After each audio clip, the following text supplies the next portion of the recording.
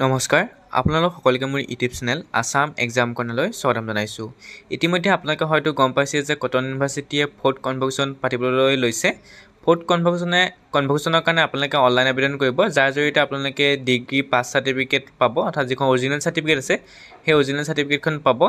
কনভকেশ্যনত apply কৰিবৰ কাৰণে আপোনালোকে যেনেকৈ মই দেখুৱাইছোঁ তেনেকৈ আহিব। অহাৰ পিছত তললৈ স্ক্ৰল ডাউন কৰি আহি থাকিব। অহাৰ পিছত দেখিব ইম্পৰ্টেণ্ট লিংকতে আপুনি দেখিব লিংকছত দেখিব কনভকেশ্যনৰ ক্লিক কৰাৰ পিছতেই ইয়াত আপোনাক দেখিব 9 ডিচেম্বৰ তাৰিখে কনভকেশ্যন অনুষ্ঠিত হ'ব শ্ৰীমন্ত শংকৰদেৱ কলাক্ষেত্ৰত। ইয়াত আপোনালোকক কৈছে যে যিসকল ছাত্ৰ ছাত্ৰীয়ে 2023 আৰু 24 পাছ কৰিছিলে তেওঁলোকে এপ্লাই কৰিব পাৰিব। UG হওক, PG হওক বা PhD হওক, যিসকলে 23-24 পাছ কৰিছিলে তেনেকৈ এপ্লাই কৰিব পাৰিব। UG কাৰণে পে'মেণ্ট হৈছে 2800, পষ্ট গ্ৰেজুৱেট আৰু ডিপ্ল'মাৰ কাৰণে হৈছে 3300, আৰু PhD কাৰণে হৈছে 4000 টকা।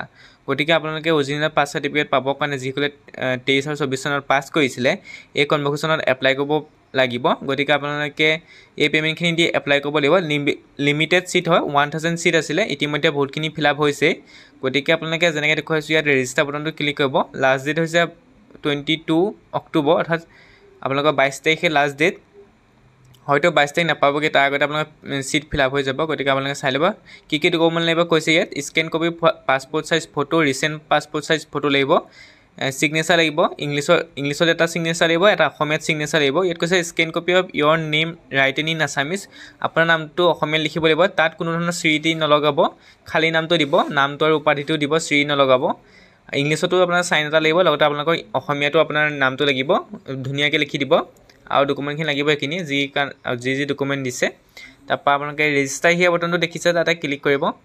ক্লিক কৰাৰ পিছত ইয়াত লগ ইন কৰিবৰ কাৰণে এনৰমেল ID আৰু পাছৱৰ্ড লাগিব। যদি আগতে আপোনালোকৰ এনৰমেল ID যদি আছে, অৰ্থাৎ কটন ইউনিভাৰ্চিটি যি ফৰ্ম ফিল আপ কৰা হওক বা কিবা কৰা হওক তাত আপোনালোকৰ ID এটা থাকে, সেইটো যদি আছে আপোনালোকে লগ ইন কৰিব পাৰিব ডাইৰেক্ট, নহ'লে ৰেজিষ্টাৰ বটনটো ক্লিক কৰিব।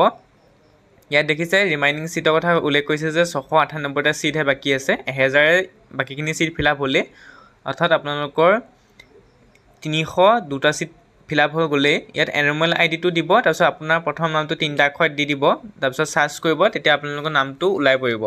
ওলাই পোৱাৰ পিছত আপোনালোকে এপ্লাই কৰিব পাৰিব। গতিকে আপোনালোকে এই প্ৰচেছৰ যোগেদি এপ্লাই কৰিব লাগিব। যিহেতু মোৰ ওচৰত এনৰমেল ID নাই বা নাম নাই, গতিকে আপোনালোকৰ সম্পূৰ্ণ প্ৰচেছটো মই দেখুৱাব নোৱাৰিম। গতিকে আপোনালোকে নিজে এপ্লাই কৰিব লাগিব।